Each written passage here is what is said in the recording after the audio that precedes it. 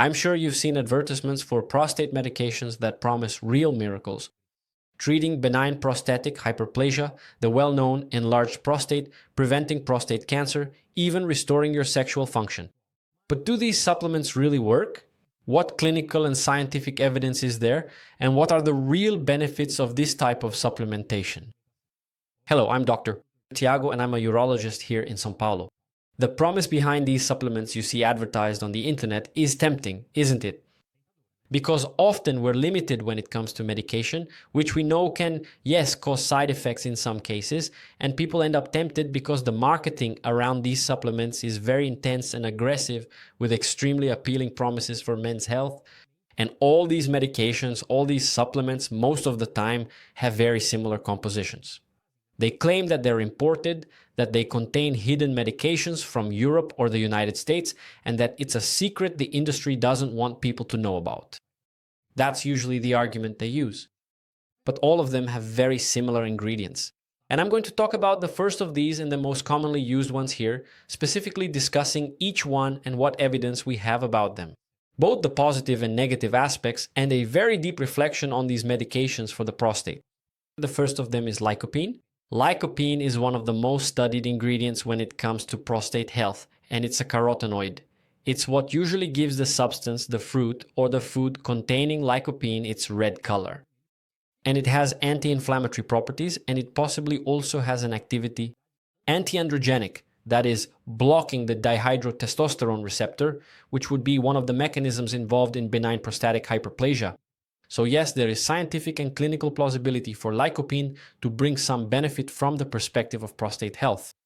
And then when we take a look at studies, clinical trials, clinical studies on lycopene, we have large groups of observational studies and clinical trials. Observational studies are those in which researchers use existing data, usually available in databases, or they conduct questionnaires with patients, analyze outcomes. It's like taking a snapshot. The researcher usually does not follow the patient, no, they just take data from databases and analyze certain situations. When these studies are analyzed, it does seem that there is some benefit regarding the use of lycopene, both for the prevention of prostate cancer and for hyperplasia, benign prostatic hyperplasia. And then in science, when a hypothesis arises, we go investigate it. With more well-designed studies, that's where randomized clinical trials and especially meta-analyses come in. What is a randomized clinical trial? A clinical trial is when I take a large group of people, for example, 1,000 men who have some prostate issue, and half of this group I will give a lycopene supplement to, and the other half will take a placebo, okay? And they don't know whether they're taking lycopene or placebo precisely to eliminate the confounding effect of knowing they're taking a medication. And these studies failed to show any benefit, both in the prevention of prostate cancer and in the treatment and relief of patients' symptoms. With benign prostatic hyperplasia. Doctor, why did these studies fail to show this benefit? It's the industry trying to hide the benefits of supplementation because otherwise we won't buy the medication. This is one of the arguments most often mentioned here on the channel and that I hear the most on the internet when we bring this kind of information. That's not it at all. What's really going on?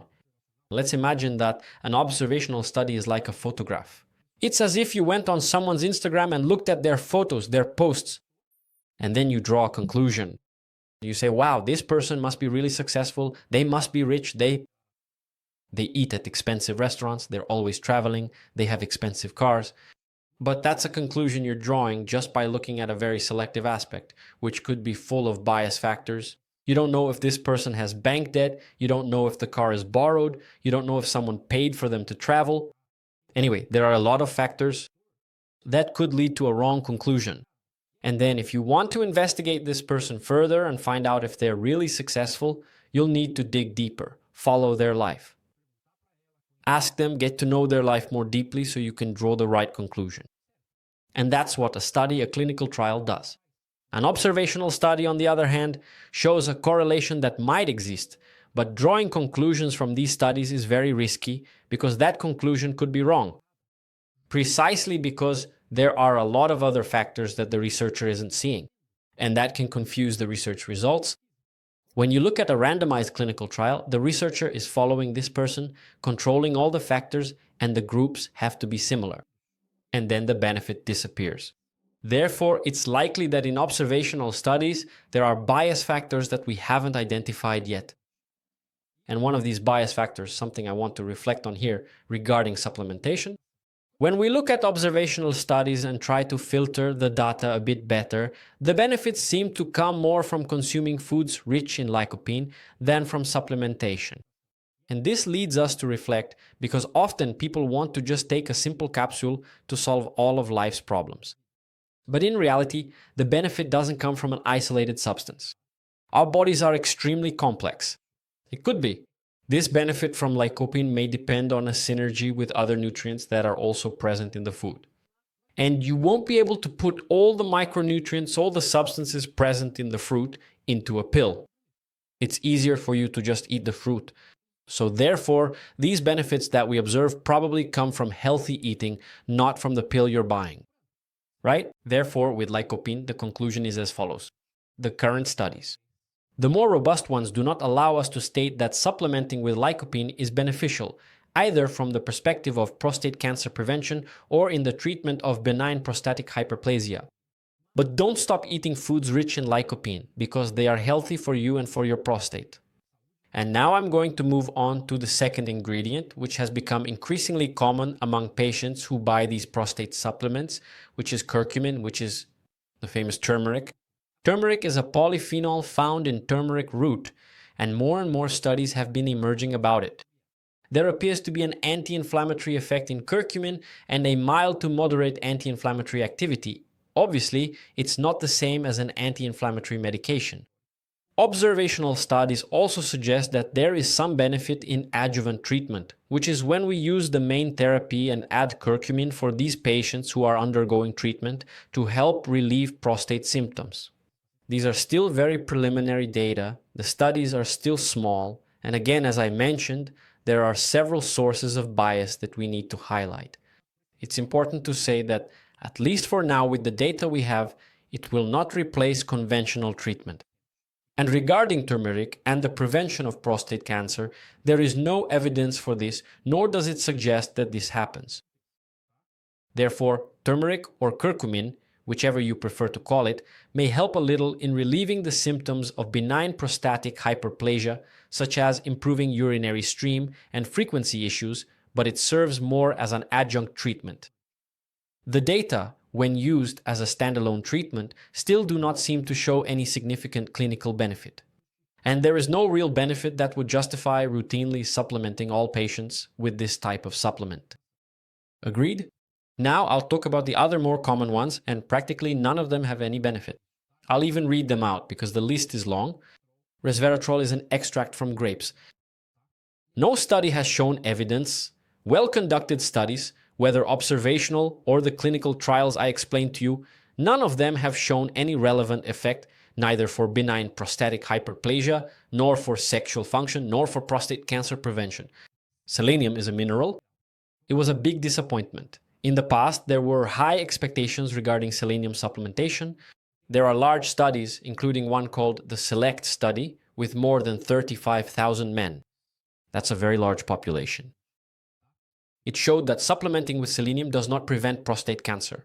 So, if someone tells you that selenium prevents prostate cancer, we already have a very well-documented body of literature showing that it's not going to happen. Zinc is another favorite. Everyone speaks highly of zinc, right? But anyway, clinical studies are conflicting. Some studies show yes, others show no. When we look at the best conducted studies, again, they come out. The clinical ones, those that are well-monitored, well-conducted studies with fewer bias factors, the results are negative, okay? Therefore, supplementing zinc also seems to offer no benefit at all, both for benign prostatic hyperplasia and for the prevention of prostate cancer. And there are other substances, right? Moro orange, astaxanthin, tryptophan, vitamin B6. All of them, no evidence, practically very poor studies. When we look at the studies, I did a review of almost all these substances, and when we look at these substances, right? When we look at the studies that claim these substances are beneficial, we notice that it's usually always the same institution publishing them. And then you probably start to question the methodology being used in these studies, and whether, as we say, there might be some intention behind the publication of this material. Just like the industry wants the medication to have good results because they want to make money from it, no one denies that. But if the medication brings benefits with few side effects, great. They should make money because they spent money to develop the medication. The big difference is that in studies where medication is involved, right? When you have greater control over a medication, for example, the regulation over that substance is extremely strict. Unlike these studies and the supplements themselves, the regulation required to launch a supplement is much less than the regulation needed to launch a medication on the market. Therefore, the studies on supplements may not be as well conducted as those for medications. And then the supplement gets released to the market. So, the supplement industry is also an industry. There's no point in thinking that the industry putting out supplements that wants to sell supplements is just being nice. They also want to make money, right? So pause and reflect. There is no miracle drug. If a drug is going to have a benefit, it can also have side effects. There's a saying in medicine that if it doesn't do any harm, it probably won't do any good either. That's usually what we observe. That's the placebo effect. It doesn't do any good, and it doesn't do any harm, it does nothing at all. And the message I want to give you here is that instead of looking for supplements, try to improve your diet. Instead of spending 300, 400, 500 Rs on expensive supplements, try spending that money on quality food. Eat fruits, vegetables, and greens because all those supplements you're taking in capsule form are present there along with other substances, some of which we might not even know about. And those, in fact, may bring real benefits to both your overall health and your prostate health. So don't fall for this marketing ploy that's out there about these supplements you see that you've probably already seen a lot of advertising for regarding your prostate. But I hope you enjoyed this video. I'm Dr. Tiago. Don't forget to like it, subscribe to the channel, and see you next time.